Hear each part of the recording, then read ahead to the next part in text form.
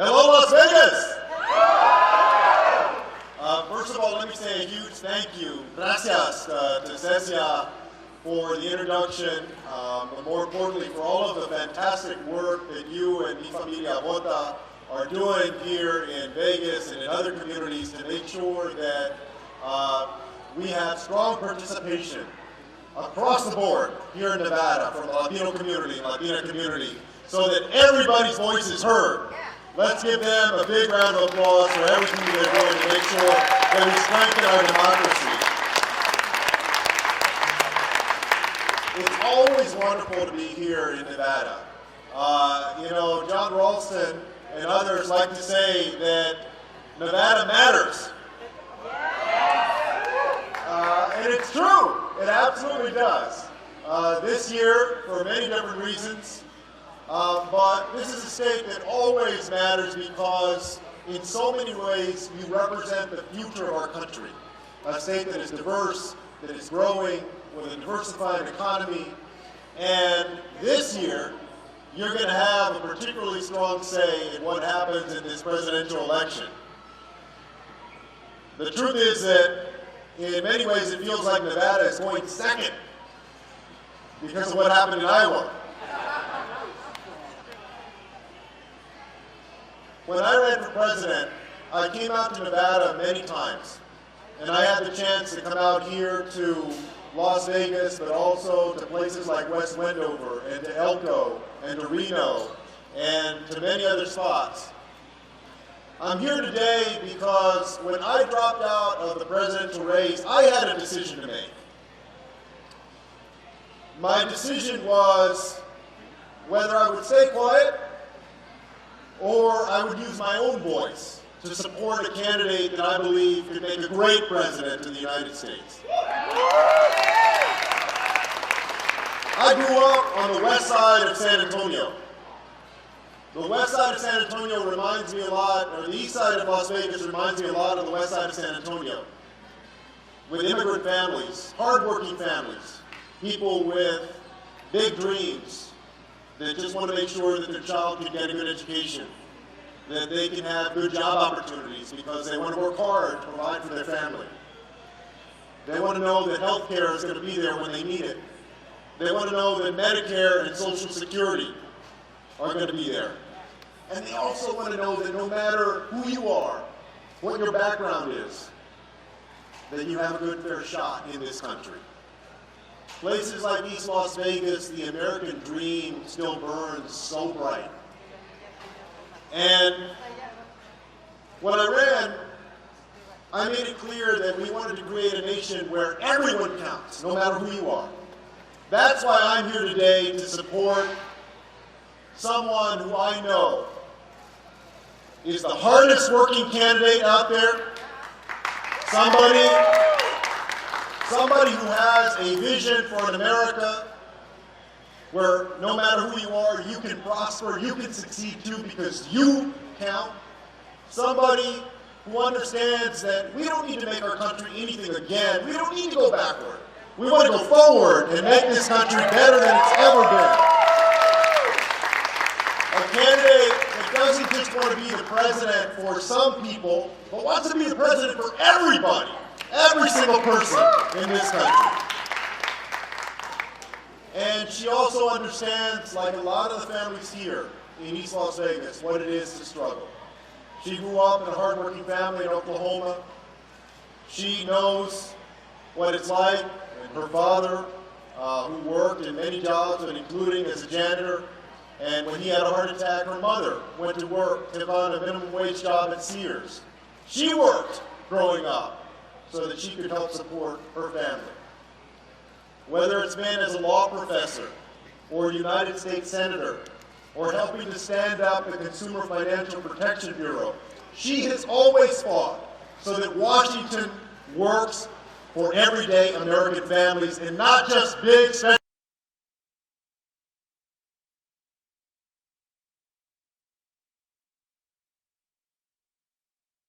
That's why we're here tonight. We only have a couple of days left. As you know, tomorrow early voting ends, and the caucus is on Saturday. I want you tonight to help me welcome somebody of integrity, somebody who is looking ahead to a brighter American future, somebody who is fighting for each and every one of us to be able to have a better life here in this country.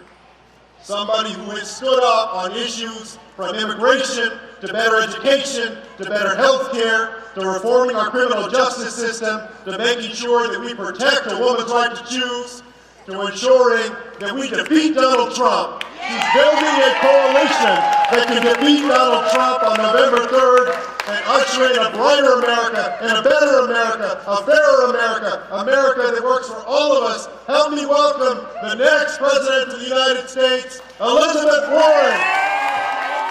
Rota, it is good to be here with you. Can we just start by giving Julian another round of applause for his terrific work?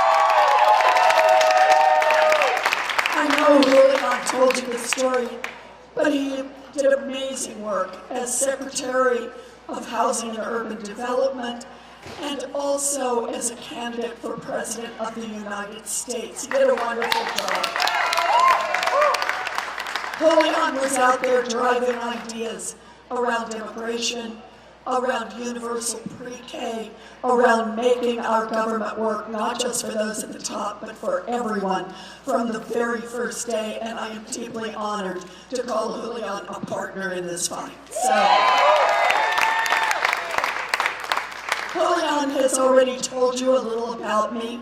The first part is I'm getting over a cold. The bad news is it's cold, the good news is I'm getting over it. But I was born and raised out in Oklahoma. I have 3 older brothers. They all went off and joined the military. My daddy worked a lot of jobs when we were growing up. He ended up as a janitor.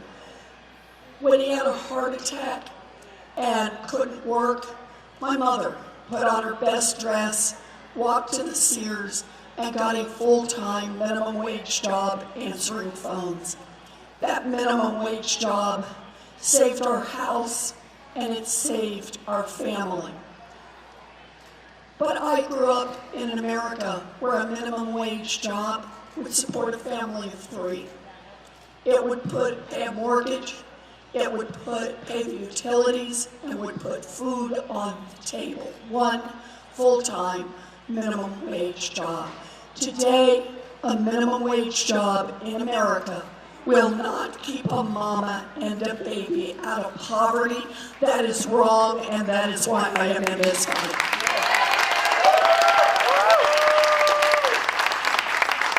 And understand this, the reason for that difference is not an accident. It didn't happen because of gravity. It happened because of who government works for. When I was a girl, the question asked in Washington on setting the minimum wage is, what does it take a family of 3 to make it in America's middle class? What does it take a family to have something solid that they can build on? What does it take a family to be able to grow and create a future? And that's where they set the minimum wage. Today, the question asked in Washington for setting the minimum wage is, where do we set it to improve the profits of giant multinational corporations? Well, I don't want a government that works for giant multinational corporations. I want one that works for our families.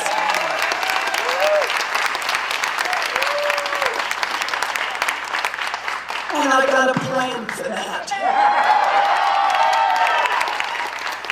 So that's why I'm in this fight.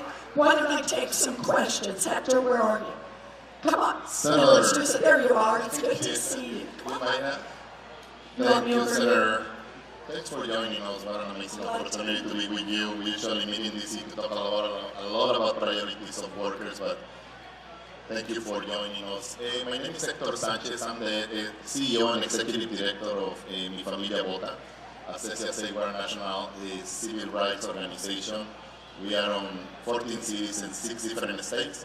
And we launched this campaign to talk to all the presidential candidates and really know where all the candidates stand. So this is an opportunity for us in order to really get to know all the candidates with more specificity of what's so critical for our community.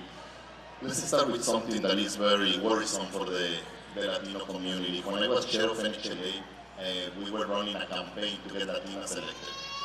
And we found that in order to get elected, if you are Latina, you have to be Superwoman. Yes. You can be the most mediocre, the most corrupt white man, like the president that we have right now, and still get elected. The question, Senator, is what needs to happen for you to get elected and fight all this misogyny? And if you get elected, if you are a president, how are you going to bring down historical barriers that make it harder for a woman to be elected? Civic participation. What a great question. And the answer is, when I get elected, then we'll know that women can get elected to the highest office in the land. We hear over and over and over how women cannot be elected. And I just want to remind everyone, in 1960, we heard in America that a Catholic could not be elected. And yet, our party stepped up and nominated John Fitzgerald Kennedy. He was elected President of the United States. In 2008, we heard over and over that a man, an African-American man, could not be elected president.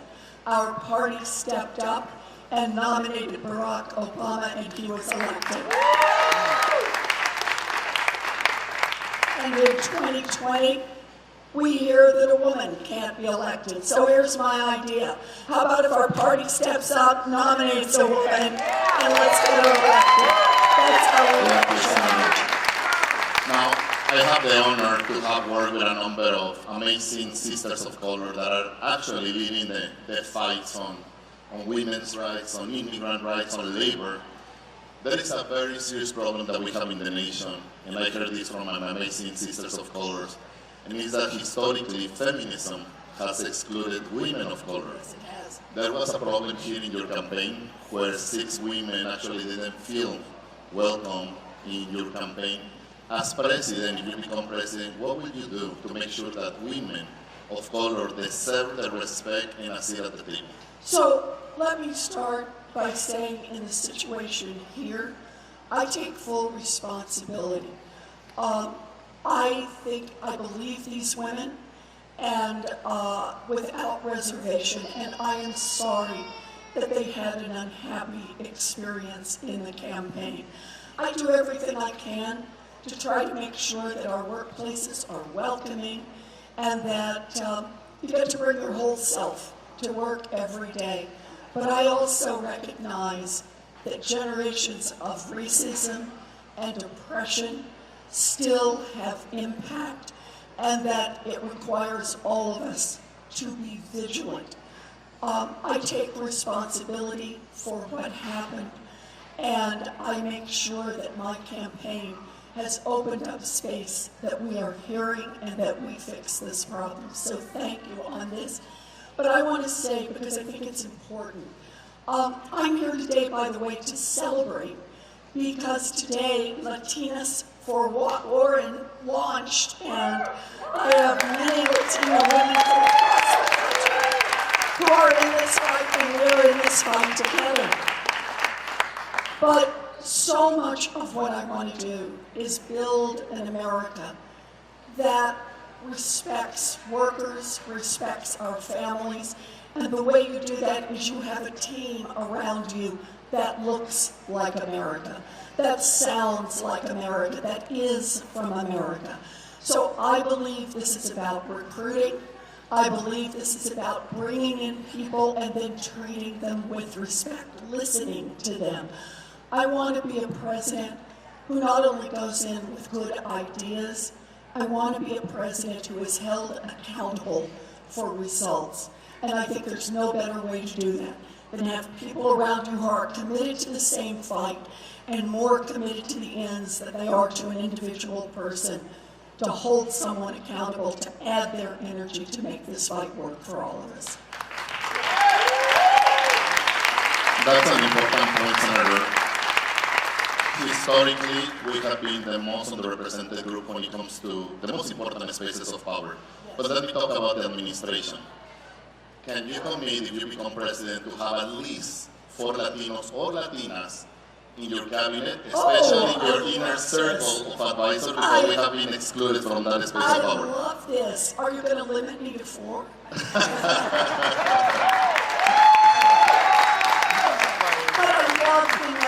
No, exactly right.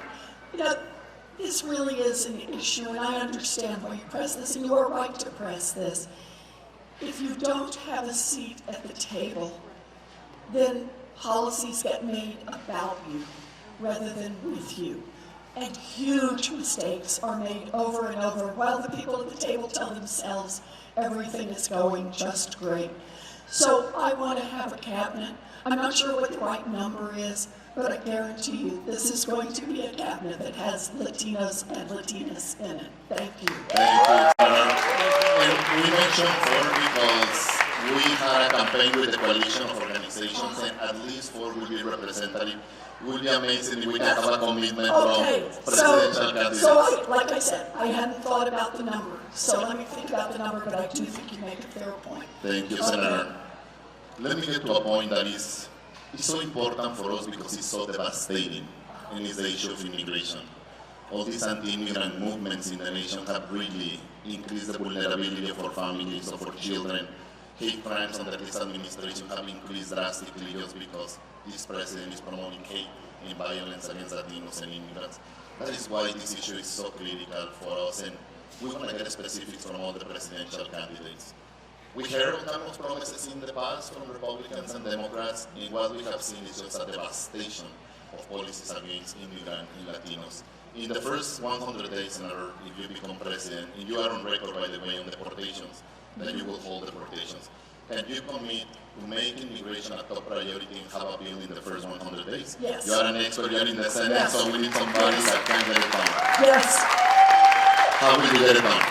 So let's start with a statement of values, because I think this is important. Immigration does not make our country weaker. Immigration makes our country stronger, and we need a president who says that every day.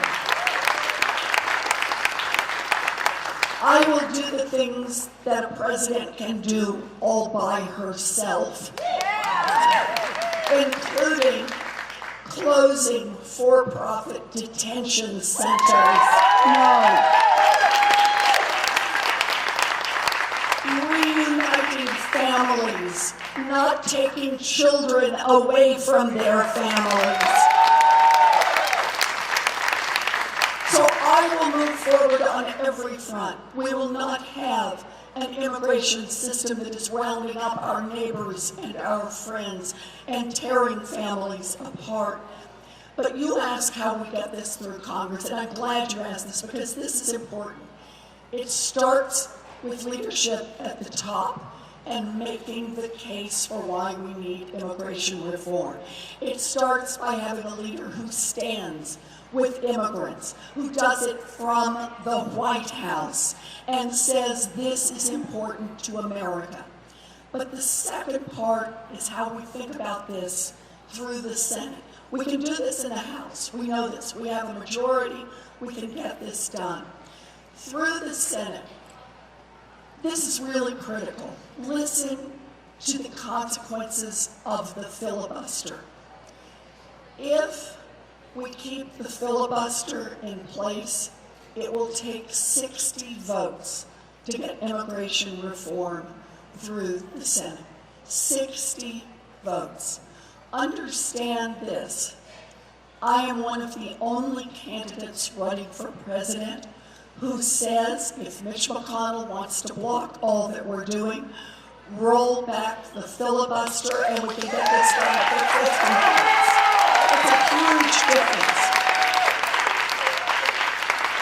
So I think it's both. I think it's the leverage of using all of the, we'll call it soft power from the White House, but it may not feel soft if you're the one getting squeezed.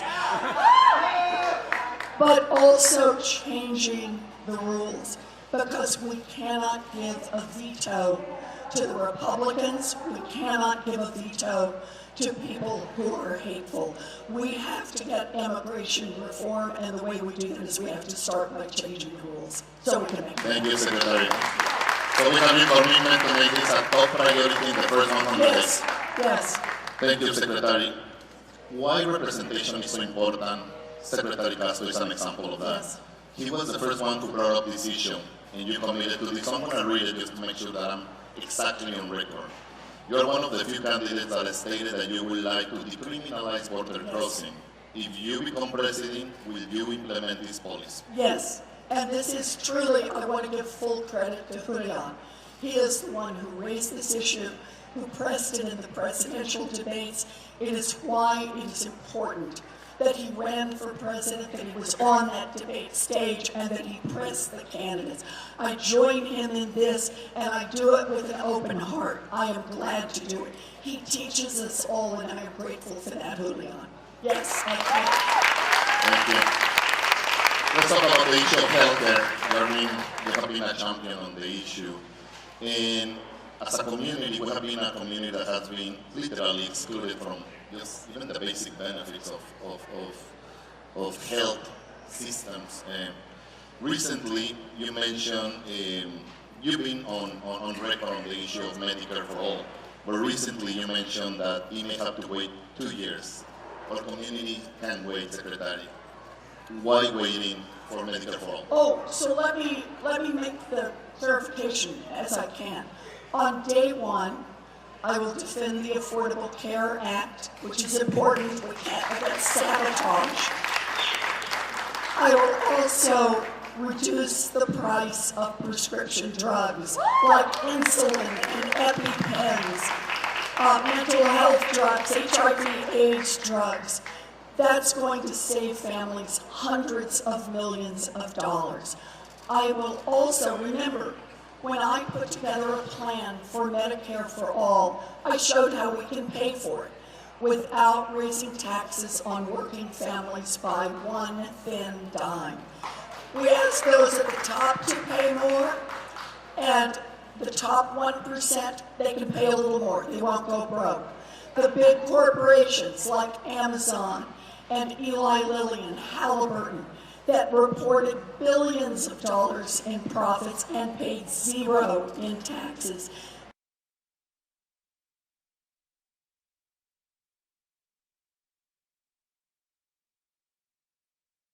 Folks at the top, make them pay the taxes they owe. We can bring in a lot of money. The importance of this is to say the money is there to provide health care for 100% of our families. So here's what I propose, and we can do it with a 50-vote budget reconciliation, just to get dorky for a minute. And that is, since I've shown how we can pay for it, it's to, in the first 100 days, let's push this through, where families can opt in to full health care coverage. Everyone under 18 can have it for free. A family of 4 that makes less than $50,000 can have it for free. For everyone else, it's a modest cost. Nobody's forced in, but everybody who wants to can try it, either for free or for a very low cost. The advantage of this is people try healthcare where it's just you and your doctor or your nurse practitioner or your mental health professional or your physical therapist, with no insurance company standing in between.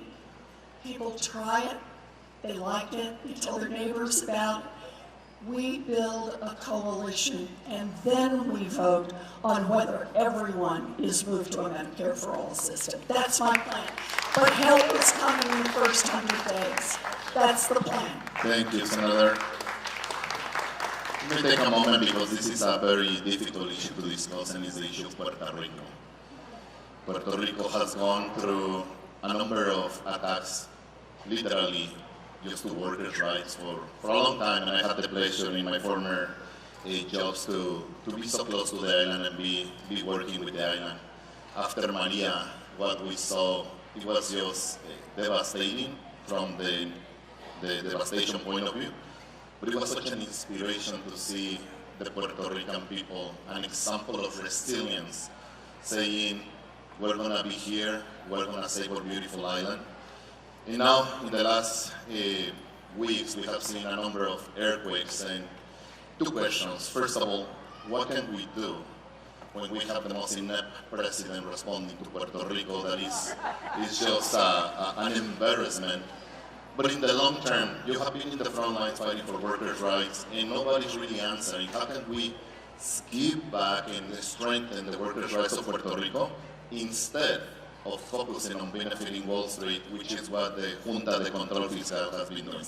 So I have been fighting for Puerto Rico since long before the hurricanes.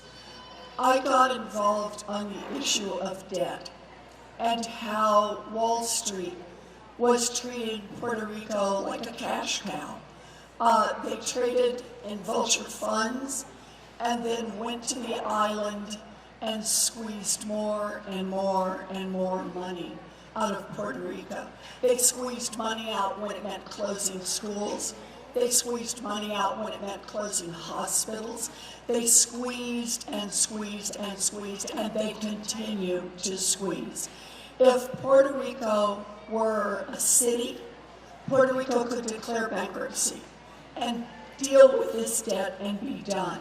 If Puerto Rico were a giant corporation, it could declare Chapter 11, pay something on its debts, and be done, cancel the rest.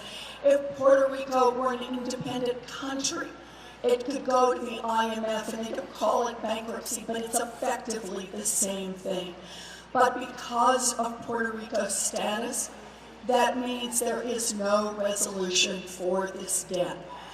I have fought for Puerto Rico to have the opportunity, if it chooses, to be able to declare bankruptcy, to be able to end this debt. I fought against PROMESA. I think it is wrong to put a board in charge of further squeezing the Puerto Rican people who cannot pay these debts to Wall Street. And understand this, when someone has a stranglehold and keeps demanding more and more and more out of a country, investment money doesn't come in because they look around and realize how many more schools will close, how many more hospitals, how many more services will be cut off. It's not a place that can thrive. So the way I see it, one of the first priorities for Puerto Rico must be that they need debt relief, and they need it now.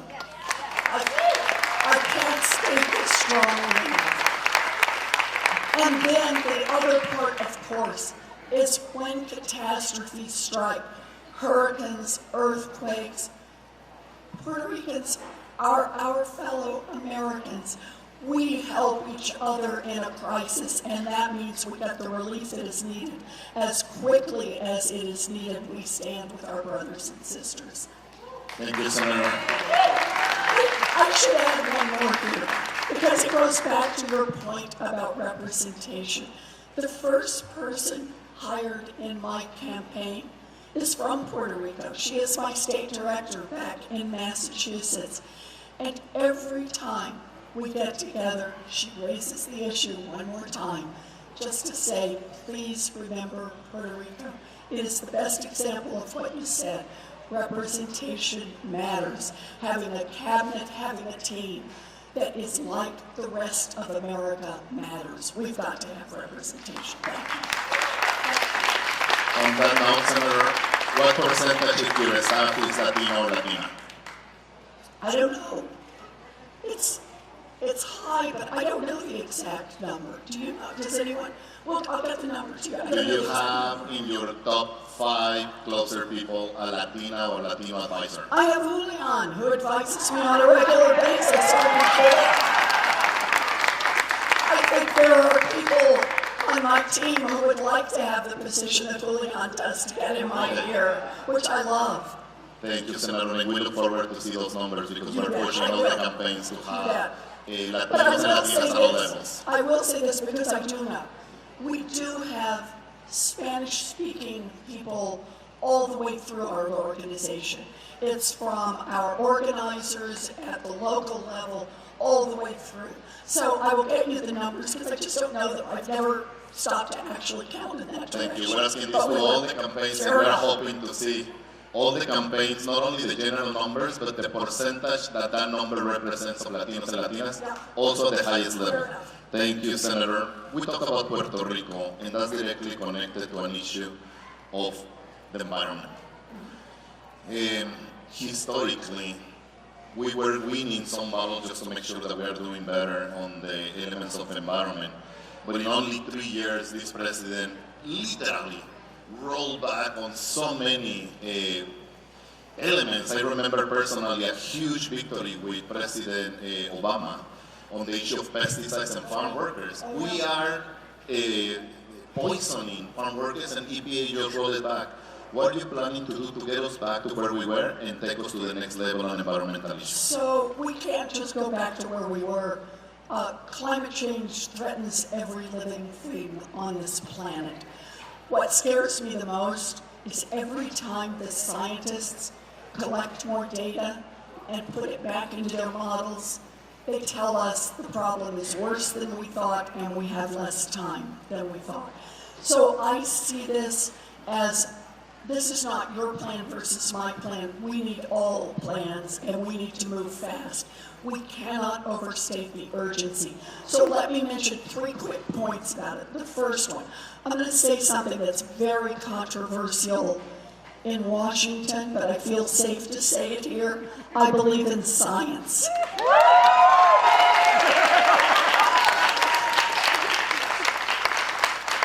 I believe that our best opportunity to fight back successfully against climate change is that we must invest more in science, basic science, applied science. I have a plan for a 10-fold increase. But here's the good news about it. There is an estimated $27 trillion worldwide market coming up for green energy, cleaning carbon out of the air and the water, desalination of water. We can invent it here in America. And the plan is, we'll invent it, let anyone build it, so long as they build it here in America. That's going to be about 1 million new factory jobs, good union jobs right here in America. So we have an opportunity here. Point 2 that I must make is we have a real environmental justice issue. The racism that for decades has meant that polluting factories, toxic waste dumps are located in or near communities of color. This affects the health of the children in these communities, seniors, anyone whose health is compromised, and has a real financial impact. Who wants to buy a home in an area where you can't drink the water or the air smells bad? So I have made a commitment that we will attack environmental justice, make it happen, $1 trillion commitment to repair the damage that this country has done in communities of color over the last decades. And then part 3, and I will say it really fast, I support the Green New Deal, but it is not enough. We need a Blue New Deal. I have a plan. We have got to protect our oceans as well and clean up. On that note, Senator, we are the most vulnerable workers in the nation, Latinos and immigrants, highest levels of debt and injuries at work, highest levels of wage theft, etc. One of the greatest equalizers are unions. Yes. And unfortunately, right now they're under the biggest attack probably in our history, and unions have some of the lowest numbers. What can you do to get us back on track to a higher number of unionization and protect unions in the nation? So let me start by saying I've given done over 200 town halls now. And every time I do my full speech at the top that I talk about how we're going to rebuild America's middle class, how we're going to expand opportunity for working people, I always, always, always say this. Unions built America's middle class. Give them a chance, and unions will rebuild America's middle class. Strengthening unionization is a core part of how we make this economy work for working people. I will do only the briefest version of this, but it is time to acknowledge that trickle-down economics has been a complete disaster for this country. Understand, trickle-down economics is about making the rich and powerful richer and more powerful. Richer by cutting their taxes and more powerful by cutting regulations. What is the first thing corporations started doing when they started trying to move toward trickle-down economics? They tried to take the legs out from underneath unions. They moved good union jobs overseas. They always said it was for lower wages, but you know what it was really about? It was about power. It was about undercut the power of the unions, because if you can undercut the power of the unions, you lose their influence in Washington. And that means giant corporations, billionaires, can get this government to work better and better for them. And for 40 years now, that is exactly what has happened in America. We need to rebuild our economy from the grassroots up. I know how to do this. A 2-cent wealth tax on those at the top, yes. And we use that money to invest in our people, in child care, in K-12, to invest and to cancel student loan debt for 43 million Americans. That's all it is. The next question, Senator, is related to the serious imperfections in our democracy. Every time I talk to the press, the first question that I get is, why are Latinos have the lowest turnout rates? When is the giant gonna wake up, etc. But very few people really understand how hard it is to participate for minorities, especially for Latinos. First of all, money. It's a very expensive democracy. Nobody's investing money in our community. We had the lowest investment when it comes to anything related to democracy in our community. Second, voter suppression. Last presidential election, I witnessed 6 hours line in Orlando, while 15 minutes away from there was 10 minutes in a white neighborhood. What are you planning to do to make sure we have a better democracy and minorities can have better access to voting? So I believe, I just want to tell you where my top line is on this. We need a constitutional amendment to protect the right of every American citizen to vote and to get that vote counted. Put some votes in. It is time to pass a federal law to roll back every racist voter suppression law in America. It is also time to pass a federal law to roll back political gerrymandering everywhere in America. I have a democracy plan. You know I have plans for everything. Take a look at ElizabethWarren.com, but a big part of it is exactly as you say. It's about putting an investment of money into our elections and doing it from the federal level, creating a gold standard for access to vote, a day off work to be able to vote, and to get those votes carefully and accurately counted. So I've got a whole plan laid out, and of course the communities that will most be impacted are the ones right now who are so shoved out of the vote. I make the same point I made when we were talking about economics just a minute ago. This is about power. If you don't vote, you don't have power.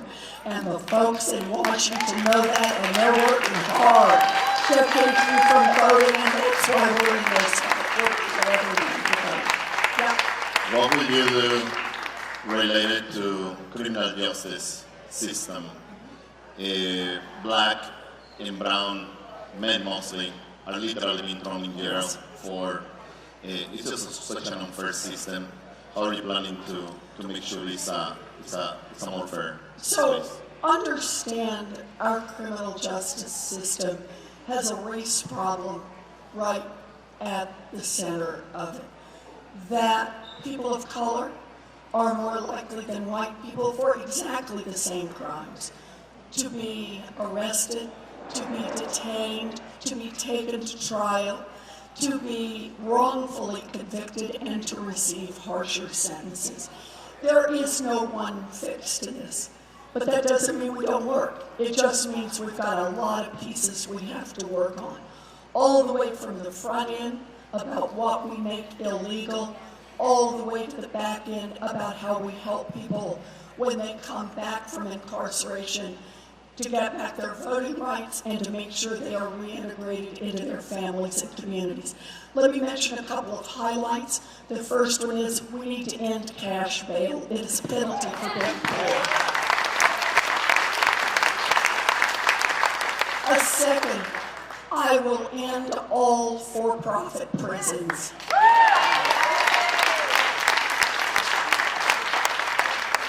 We need to invest in our criminal justice system so that public defenders truly have the resources they need to offer defense to those who need it. Right now, they get paid very little and they carry huge caseloads that force them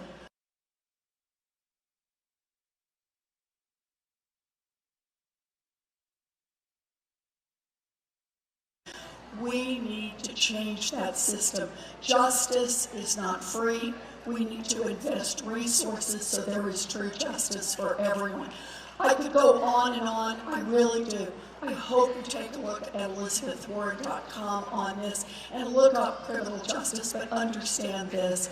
I commit that we will reduce incarceration in this country. We need to spend less money locking people up and more money lifting people up, and that's what I do.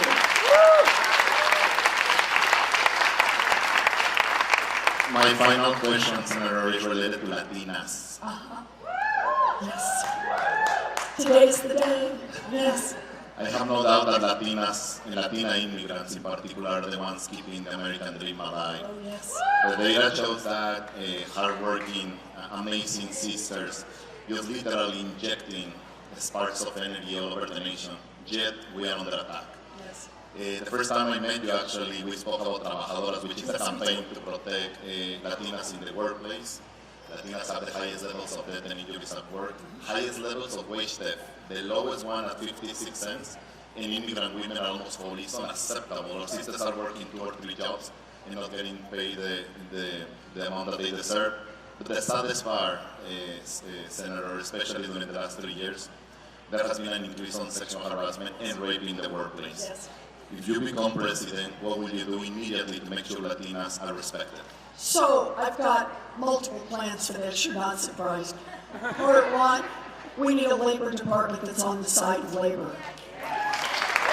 And that means enforcing the labor laws to protect Latinas and others who are victimized in the workplace. We also need a Department of Justice and an Attorney General ready to enforce our civil rights laws. And one more. 1 in every 4 workers in America works for a company that has a federal contract. Those companies like those federal contracts. The administration, a president's administration, sets the terms for who bids on those contracts. So here's what I promise you in the first 100 days. The rules on who bids for those contracts is going to be, you can't just talk the talk about equal pay for equal work. You can't just talk the talk about promoting people. You actually have to walk the walk. You have to show your numbers, and if you are not hiring Latinas, if you are not paying them, then you don't deserve federal taxpayer money. So we can put muscle behind this. This is the law. We need to enforce the law for everyone, and that means for Latinas who have been left behind and abused long enough. So, can I mention one more? I'm sorry, I have to mention one more, because it affects Latinas, but it affects all people of color, and that is small businesses, getting a small business started. You all know about the importance of small businesses, but there's a problem in America. There is a gap between white people being able to start them and people of color. Principal reason for that is the lack of equity, money to get started. I'm not talking about loan money, I'm talking about equity.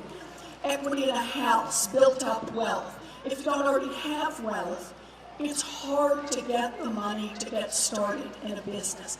So I looked at the numbers on this. It's about a $7 billion gap. If we took about $7 billion and set it aside and made this money available the same way we make loan money available, but this is equity money, on the same kind of terms, we could close that small business entrepreneurship gap. So I figured out where to get $7 billion to put in the fund. I always pay for these things. And I want the fund managed by the people it is supposed to help. By the men and women, by the Latinas and Latinos, by African American men and women who have been shut out of entrepreneurship to get a chance to come in. That's how we build real wealth in our communities. Thank you, Senator. We could be talking for hours. I also love policy. Before I leave the stage for some closing remarks, I want to thank you for the opportunity to talk to you. And if you become a presidenta, we are going to make sure that we use this information to hold you accountable and to make sure that we work with you. With that, muchísimas gracias, and the stage is you for some closing remarks. Thank you.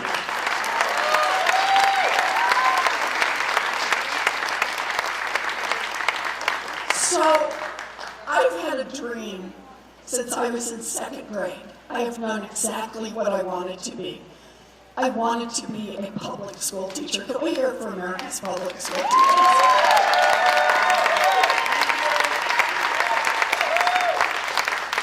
It was a long and windy path for me. I ultimately was a special education teacher. Let's hear it for our special education. And from there, ended up as a teacher in law school. I believed this would be my life forever, that I would be a teacher, but that I would also be a student. And I was a student of what is happening to America's working families. And I have studied year by year as I have seen the path get rockier and steeper and rockier and steeper. I have seen our government work better and better for billionaires and for giant corporations and for lobbyists, and worse for everyone else. I never expected to be in electoral politics, but sometimes the fight comes to your front door. And when it does, you can back up or you can jump in all the way. And that's what I did. I ran for Senate against a popular incumbent Republican at a time when the other Democrats in Massachusetts said nobody can beat this guy. I was down 19 points against him when I started. I fought and I fought and I fought, and I beat him by 7.5 points. I never thought I'd be standing here with you to talk about the possibility of my being President of the United States, but I understand this. It is the same fight I've been fighting all my life. I just fight it on different fronts. Working families in America have gotten the short end of the stick for way too long. They have lost power year by year by year. But I come to you with a heart filled with hope. I believe that this is the year, 2020, when we have enough people off the sidelines, when we are engaged enough, when we are passionate enough, that we will turn out the vote and that we will turn this country around. I am in this fight because I believe in you, and I believe in the urgency of this moment. I believe that this is our time to choose hope over fear, to show courage, and to dream big, fight hard, and win. Please join me in this.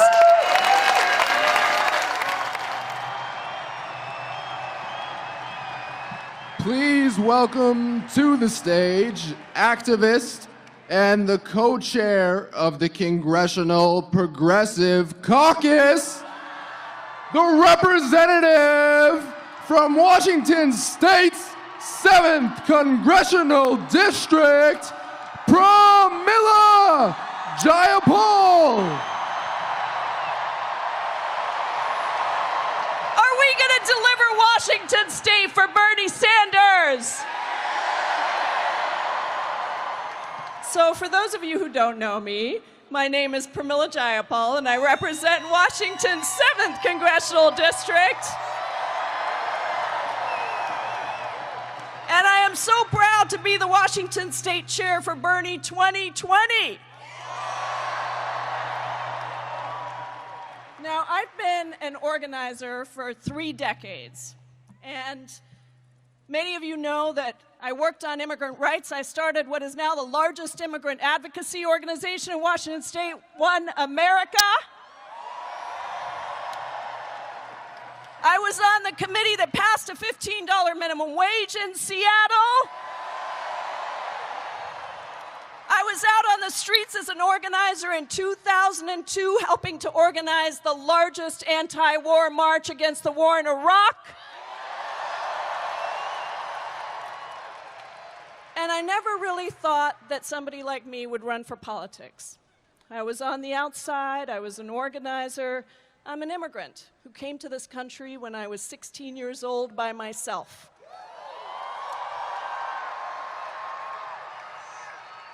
But I realized something, which is that we organizers who are fighting for justice have to be organizing not only on the outside, but also on the inside. And so now, thanks to the 7th District, I'm the first South Asian American woman in the United States House of Representatives.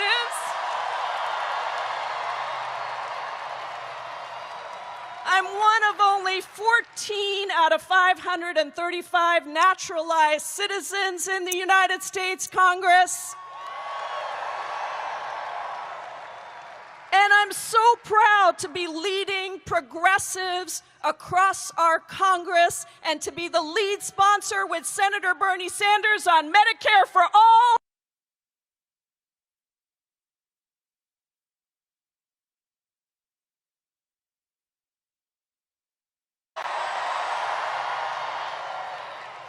And to be building a movement for justice. Now, Washington State, we have always been on the forefront of everything, isn't that right? Our state has led the way on addressing the climate crisis. We have passed marriage equality in this state. And we have stood up for women's reproductive rights. Now, when we put forward some of our solutions, like a $15 minimum wage, you know what people said? They said, oh, that's so radical. That's just too ambitious. Well, let me ask you something about the agenda that Senator Bernie Sanders is going to lead as President Bernie Sanders. Let me ask you this. Is it radical to believe that every single person in the United States should have health care guaranteed, comprehensive, universal coverage? Is it radical to want to protect our people and our planet and take on this climate crisis? Is it radical that working people should have one job that pays them enough to put food on the table and a roof over their heads? Is it radical, Washington, for unions to have expanded power to organize workers on the job? Is it radical to believe that we should have a humane immigration system and put those private for-profit companies out of business instead of incarcerating immigrants? Is it radical? Is it radical to fight for LGBTQ equality? Including for my kid who is non-binary and for all the people who are out there. Is it radical to say we want housing and not handcuffs, peace and not war, and power for workers and not corporations? Let me tell you this, Washington State. We in America, we don't suffer from scarcity. We suffer from greed. It is not just that we have a right to these things. It is actually that we deserve them. We deserve them. We deserve solutions like a Green New Deal and Medicare for all and college for all. So it isn't that politicians don't know what to do. It's that they don't have the courage to stand up and fight those moneyed interests and the corporations that are putting money into stopping us from going forward. Now, I want to be really clear about something. We have to, in November, defeat the most racist, xenophobic, horrendous, cruel, uncompassionate, egotistical person that is president today. But let me tell you something else. We will defeat him, right? We will defeat him.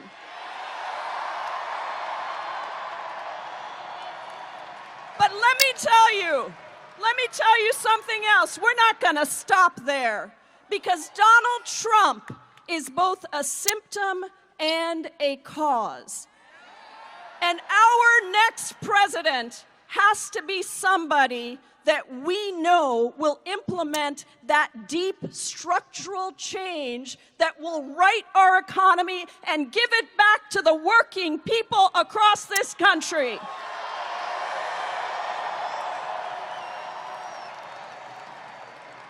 Dr. Martin Luther King in his speech at the mall said this. He said, "This is no time to engage in the luxury of cooling off or to take the tranquilizing drug of gradualism."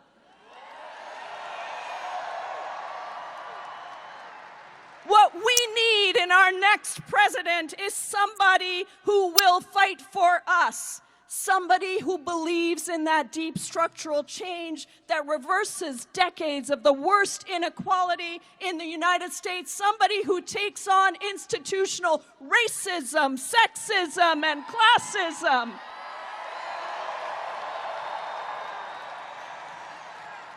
What we need in our next president is somebody who understands he can't do it by himself. He needs a multi-generational, multi-ethnic, multi-racial movement to make that happen. What we need in our next president is somebody who is consistent and authentic and honest. Somebody who will fight for us not just when it's easy or popular, but when it's tough, who won't put his finger up in the air and look at what the polls say and change his position. Somebody who will fight for what is right. What we need, Washington State, is somebody who is with us when we dream bigger and bolder, and when we fight to make that real. What America needs, brothers and sisters and friends, is Senator Bernard Sanders to be President of the United States.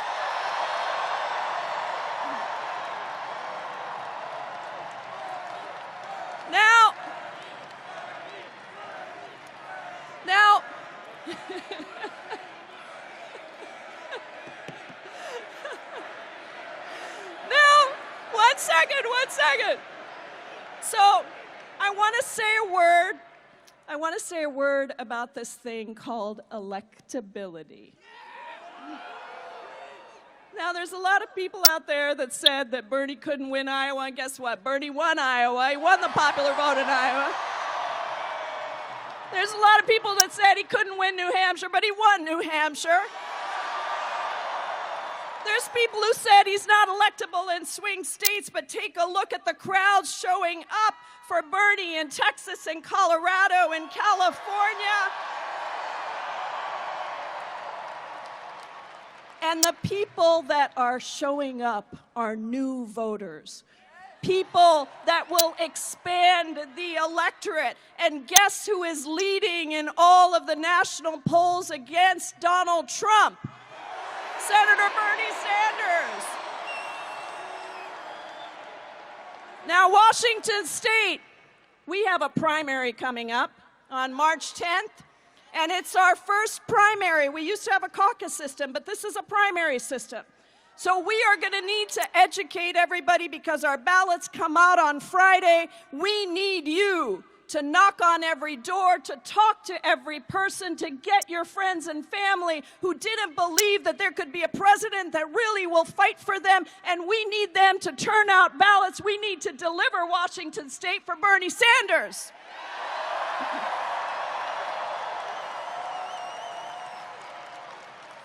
We are a generous and loving and inclusive movement that believes that a better world is not just possible, she is breathing down our neck. And with our hands, with our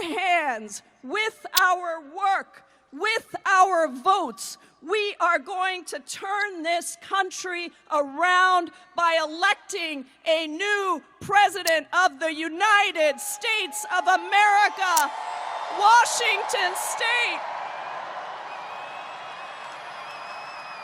Washington State, are you ready to elect Bernie Sanders as the next president of the United States?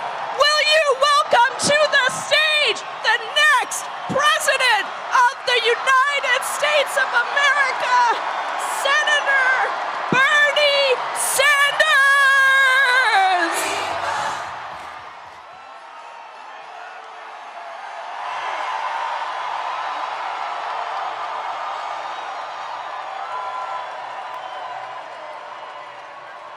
This is an unbelievable turnout. Thank you, Tacoma. Whoa.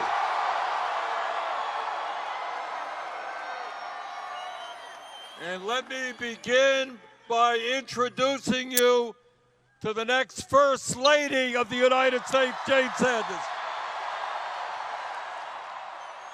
Thanks for the warm welcome, Tacoma. It's great to be here with you.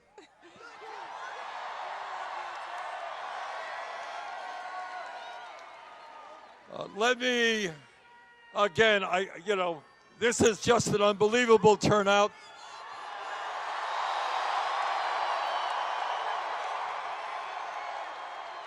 Let me thank all those who have spoken: David Bean, Deborah Parker, Sacred Family Canoe Group, Shama Savant, Teresa Mosqueda, Jamie Margolin. Let me thank Tim Robbins for being here tonight.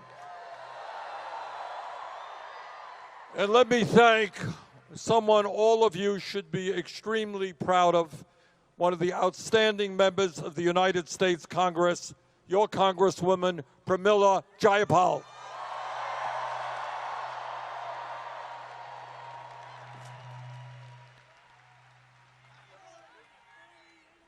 We are here tonight to focus on two enormously consequential issues.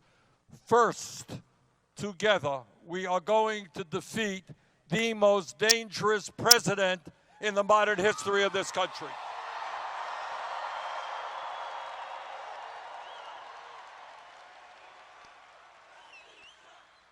Donald Trump is a pathological liar.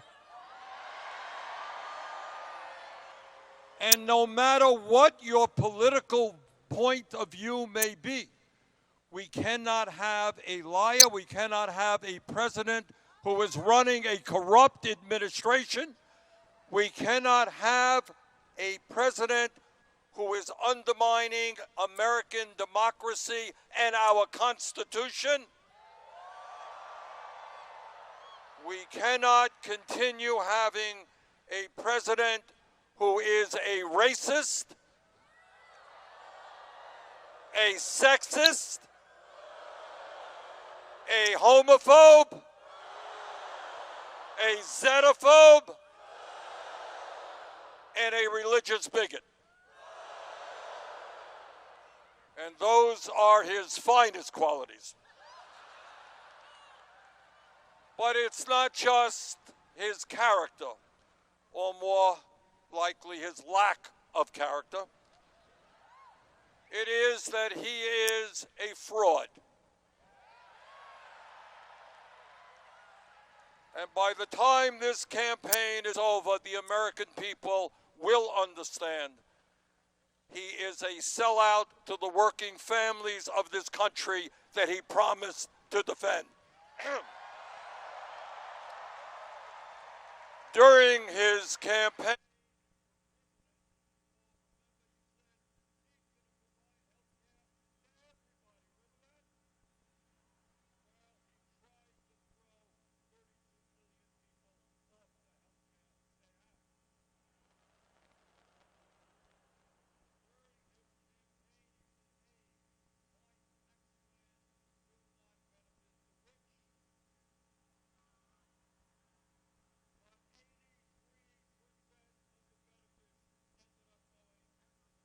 1% over 10 years.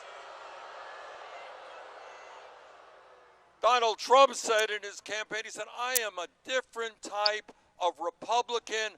I am not going to cut Medicare and Medicaid and Social Security. He lied. His budget called for massive cuts to Medicare, Medicaid, and Social Security. Now, Donald Trump wants us to hate the undocumented. We're supposed to hate the undocumented, but when he was a private businessman, he loved the undocumented, hired hundreds of them in his resorts so he could exploit them and take advantage of them. Donald Trump says that corporations should not outsource jobs, but as a private businessman, he had his factories established in India, China, Turkey, Bangladesh, and Mexico, paying workers there starvation wages. So, Mr. Trump, you are a liar, you are a fraud, and the American people are not going to re-elect you.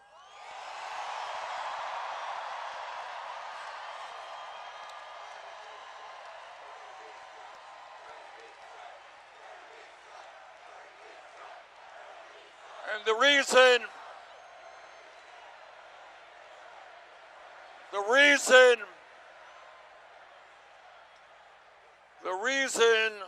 that the American people are not going to re-elect Trump is they understand that there are fundamental problems in this country that must be addressed.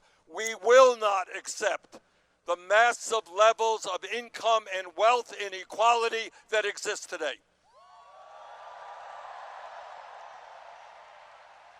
We will not accept an economy in which 3 people own more wealth than the bottom half of our society,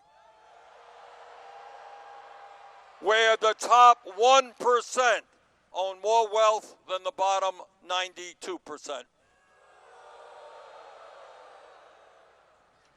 where 500,000 Americans will be homeless tonight at the same time as massive tax breaks have been given to billionaires. We're not going to accept an economy where over the last 45 years, real inflation accounted for wages for working people has not gone up 1 penny. We're not going to accept an economy where 45 million people are struggling with student debt. We're not going to accept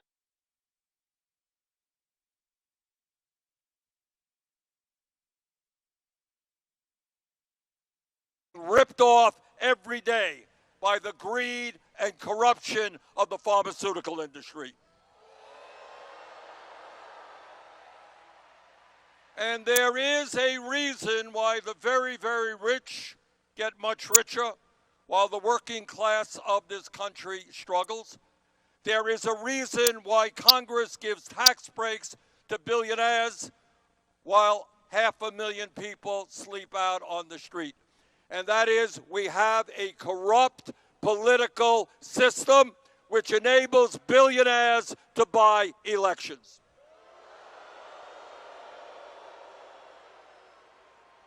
So today we say to those billionaires who are spending hundreds of millions of dollars to support candidates who represent the rich and the powerful.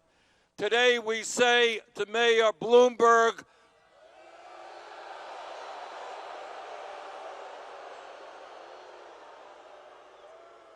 we are a democracy, not an oligarchy. You're not going to buy this election.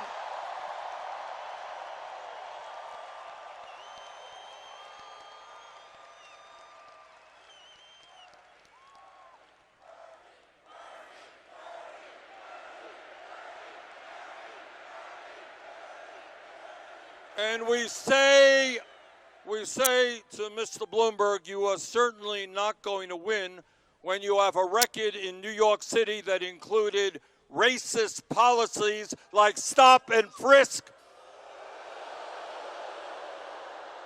which caused communities of color, African Americans and Latinos to live in fear and humiliation in New York City. You're not going to win an election when you opposed raising the minimum wage. You know, people who have billions of dollars should not be opposed to raising the minimum wage above $7.25 an hour.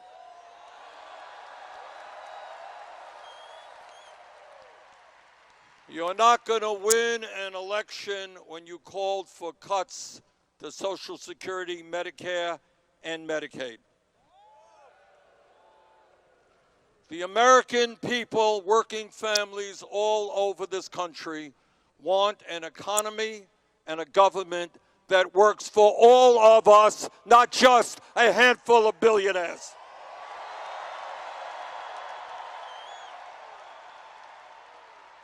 And we're going to win this nomination.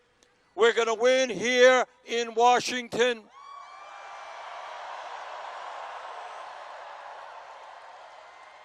And we are going to defeat Trump because we have the strongest grassroots movement in the modern history of the United States of America.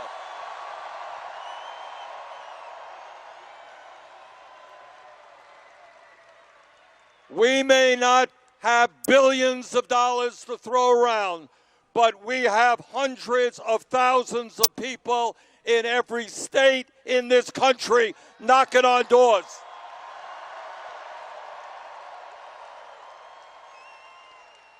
We won the popular vote in Iowa because in freezing cold weather, people were out knocking on doors.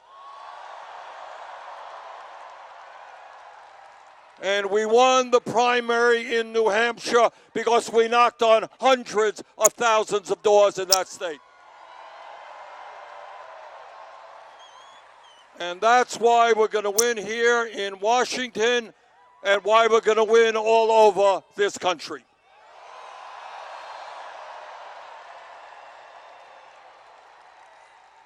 Now, we may not be able to spend hundreds of millions of dollars on TV ads, but I am extraordinarily proud that our campaign has raised more campaign contributions from more Americans than any campaign in the history of this country.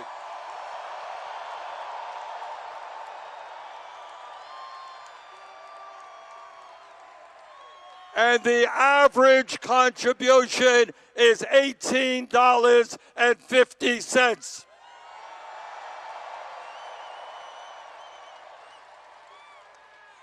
This campaign is a campaign of the working class of this country, by the working class, and for the working class.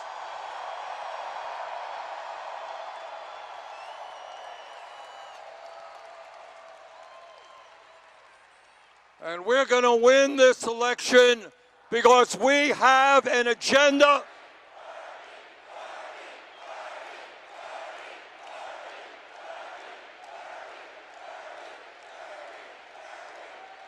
Thank you. And we are going to win this election because we have an agenda that speaks to the needs of working families from Vermont to Washington.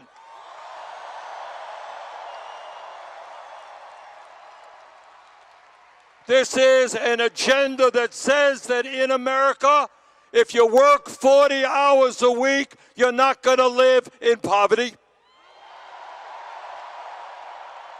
We're going to raise that federal minimum wage to $15 an hour in every state in the country. Women are not going to make 80 cents on the dollar. They're going to make the whole damn dollar.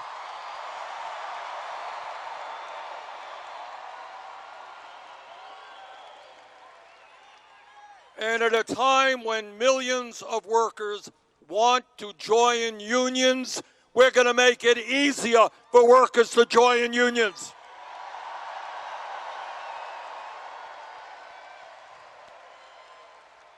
We're going to rebuild our crumbling infrastructure and create millions of good-paying union jobs.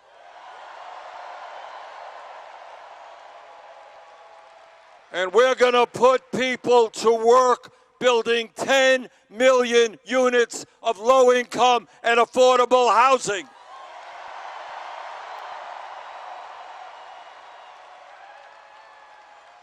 This is America. We will not continue having 500,000 people sleeping out on the streets. And we are going to profoundly change national priorities in this country. Instead of investing hundreds of billions of dollars in tax breaks and subsidies for the fossil fuel industry, we're going to invest in education.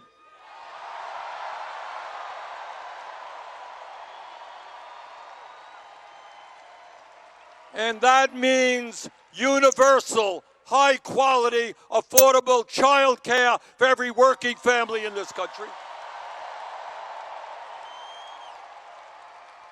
It means tripling funding for low-income Title I schools so that all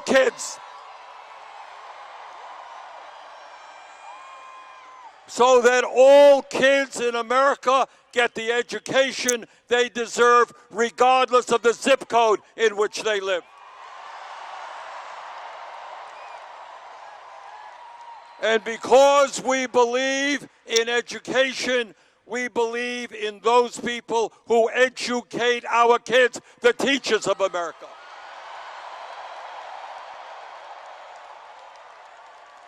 Our goal is to make sure that no teacher in America earns less than $60,000 a year.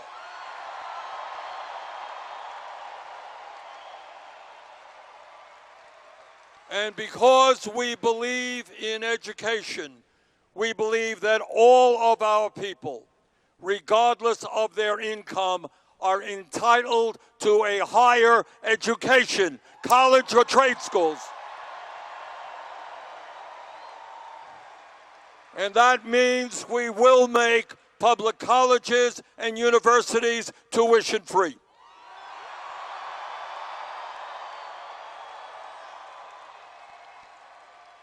Now, 12 years ago, as you'll recall, against my vote, Congress voted to bail out the crooks on Wall Street who nearly destroyed our economy.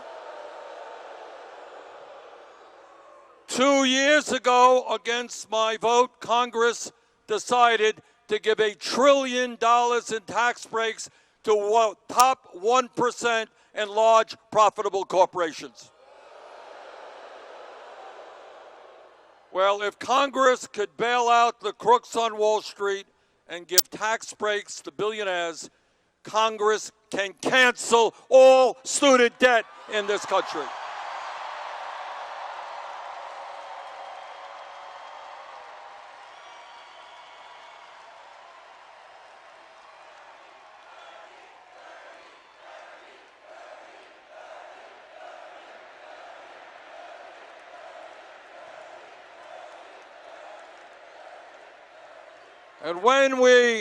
And when we talk about an agenda for working families, that means that we are going to end the international disgrace of our great country being the only major nation on earth that does not guarantee health care to every man, woman, and child.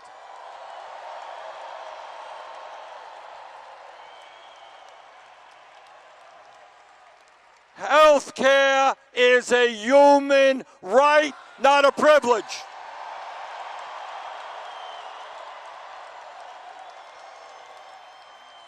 It is totally insane that today we are spending twice as much money per person on health care as is Canada or any other major country on earth. We are spending $11,000 for every man, woman, and child. The average working family in America spending $12,000, 20% of that family's income. But despite all of that huge expenditure, we have 87 million people, including many here tonight, who are uninsured or underinsured. We have, and this is a total disgrace, we have 30,000 people each year who die because they don't get to a doctor on time. We continue to be ripped off by the greed and corruption of the pharmaceutical industry, which in some cases is charging us 10 times more for the same prescription drugs sold in other countries. And if you want to hear a cruel and dysfunctional system, understand that every year some 500,000 Americans go bankrupt because of medical debt they cannot pay.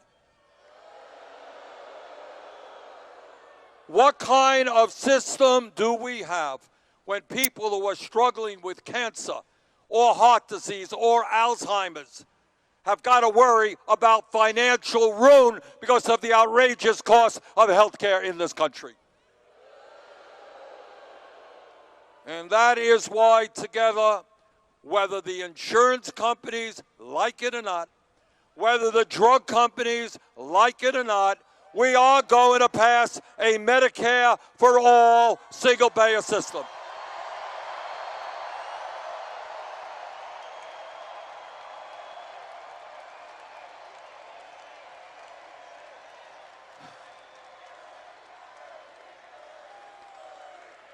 And what that system means is there are no more premiums for you or your employer. No more co-payments when you walk into a doctor's office. And we end the insane concept of deductibles. no out-of-pocket expenses. And because we're going to lower drug prices in this country substantially under our proposal, nobody pays more than $200 a year for the prescription drugs they need.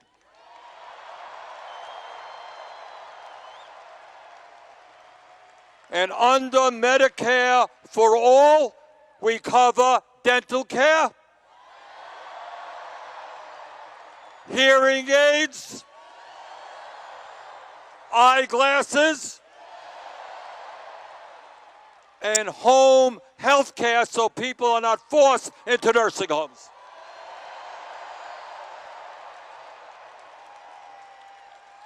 And when we pass a Medicare for All system, we will save hundreds of billions of dollars a year and make certain that the average American pays substantially less than he or she is paying today.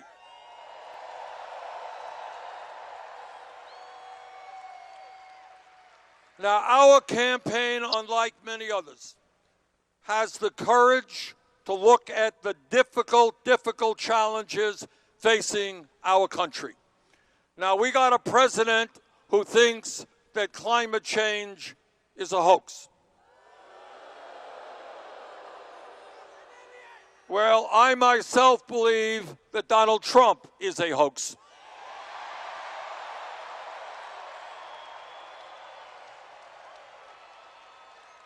And under our administration, we will listen to the scientists, not right-wing extremists.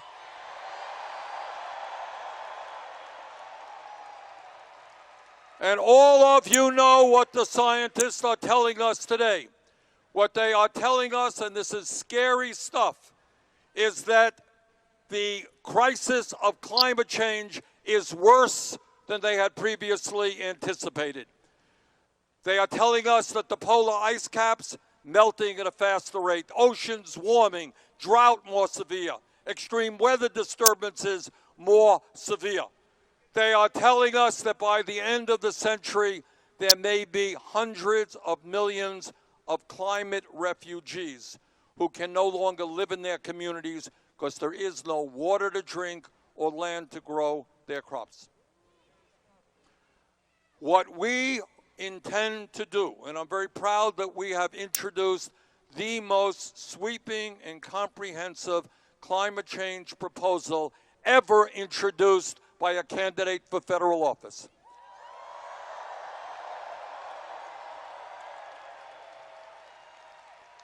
And that proposal, based on the principles of the Green New Deal,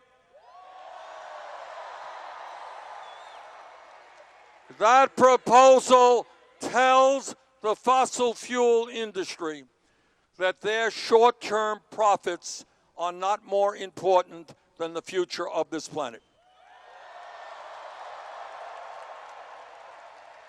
And that means that we will create up to 20 million good-paying union jobs as we transform our energy system away from fossil fuel to energy efficiency and sustainable energy.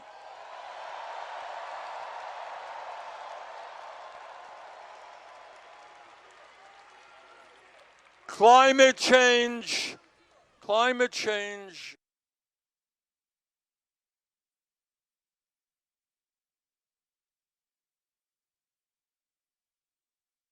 moral responsibility, and I speak as the grandfather of 7 beautiful kids. We have the moral responsibility to make sure that future generations can live on a planet that is healthy and habitable. And I will tell you this, all of you know that climate change is not just an American issue. It's a global issue. And my job as president will be to tell the people in China and in Russia and in India and in Pakistan and Brazil and in Africa, all over the world, that instead of spending $1.8 trillion a year on weapons of destruction designed to kill each other. We should pool our resources and fight our common enemy, which is climate change.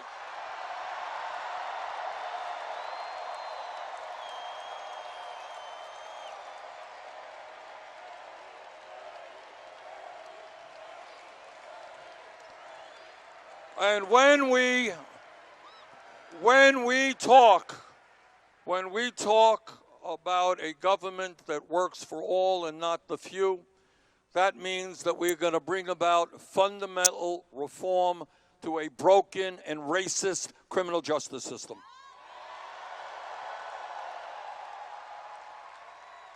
Together, we are going to end the absurdity of the United States having more people in jail than any other country on earth. We are going to invest in our young people in jobs and education, not more jails and incarceration. We're going to end private prisons and detention centers.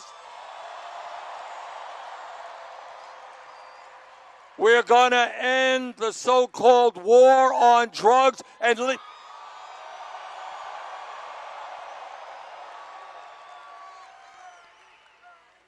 legalize marijuana in every state in this country.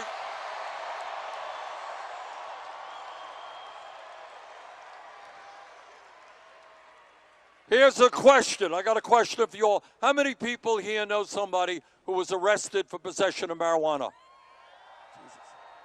We're going to expunge the records of those who are arrested for possession of marijuana.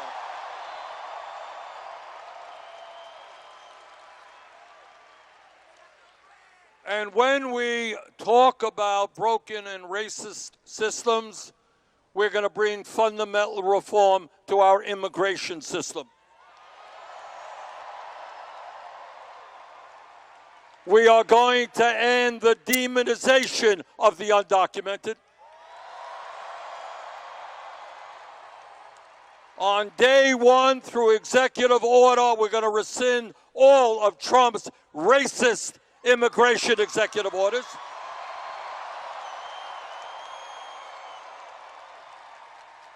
On day one, we're going to restore the legal status of the 1.8 million young people eligible for the DACA program.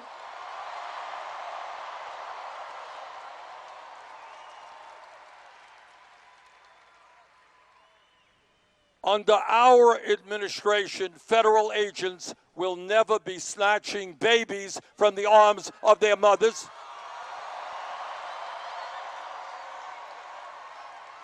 And we will not be throwing children into cages.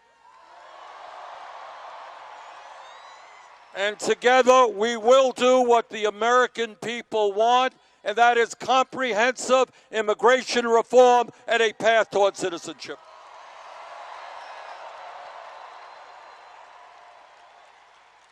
Every American, no matter what his or her political views are horrified and disgusted by the gun violence that we see in America.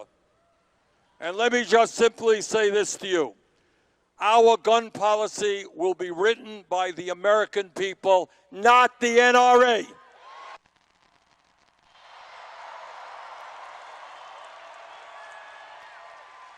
And that means universal background checks, ending the gun show loophole, and doing what the American people want is ending the sale and distribution of assault weapons in this country.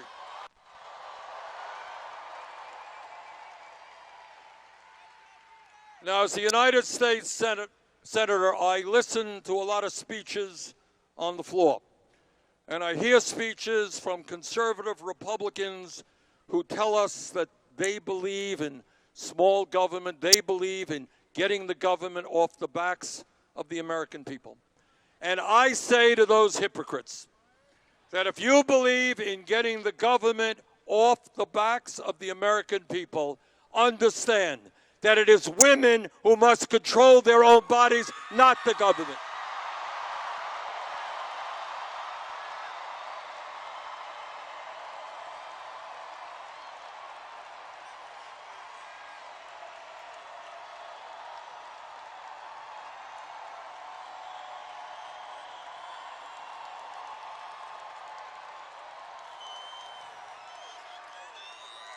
And my promise to you is I will never nominate anybody to the Supreme Court or the federal bench who is not 100% pro Roe v. Wade. We will codify Roe v. Wade, put it into law, and we will significantly expand funding for Planned Parenthood.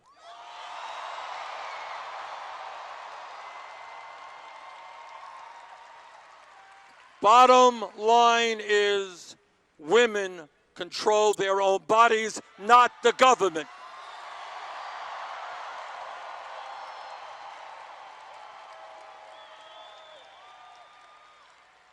So here we are today in the midst of the most consequential election in the modern history of America. You got my vote.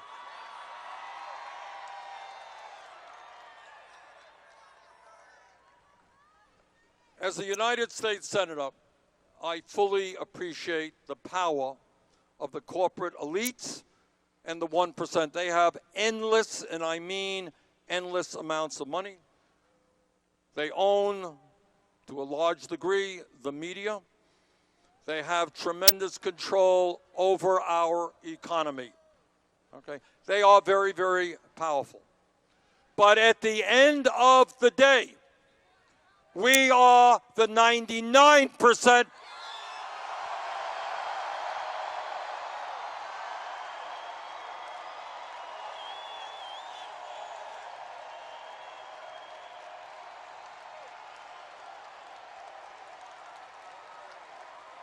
And the last that I heard, I don't have a PhD in math, but the last that I heard, 99% is a hell of a larger number than 1%.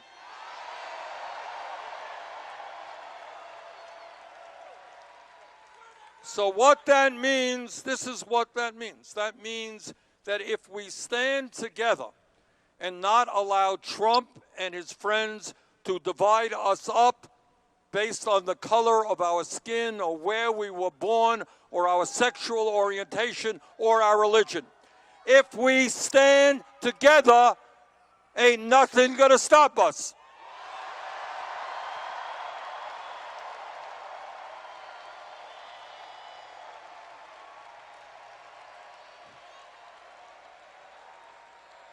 Now, Trump and the Republican Party are getting nervous. Wall Street is getting nervous. The insurance industry is getting nervous. The drug companies are getting nervous. The fossil fuel industry is getting nervous. The military-industrial complex is getting nervous. And the prison industrial complex is getting nervous. And the Democratic establishment is getting nervous.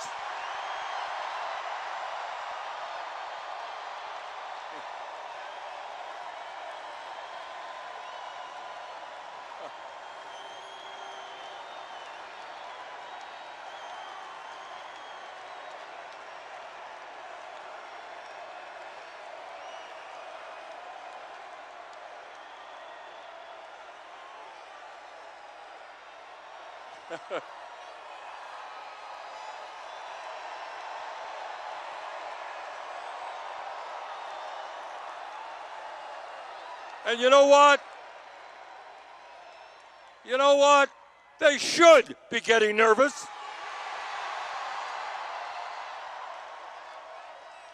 And they're trying to figure out all kinds of ways, how do we stop Bernie and the movement? But they are not going to succeed. Because workers all over this country are demanding decent jobs and decent wages. Young people want a college education without going into debt. The overwhelming majority of Americans understand that health care is a human right, not a privilege. All over the world, people know we have got to take on the fossil fuel industry and save the planet for climate change.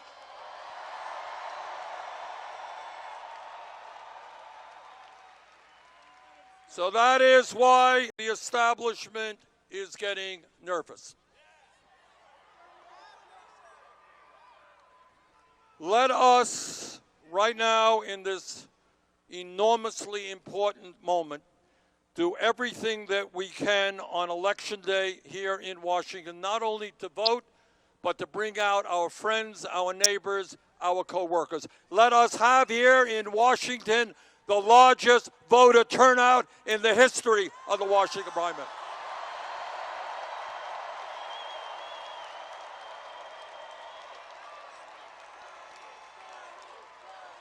Let us go forward together.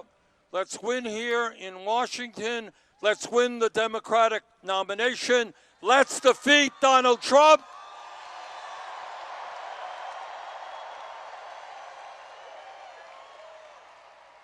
And let us transform America and create a government that works for all, not just the few. Thank you.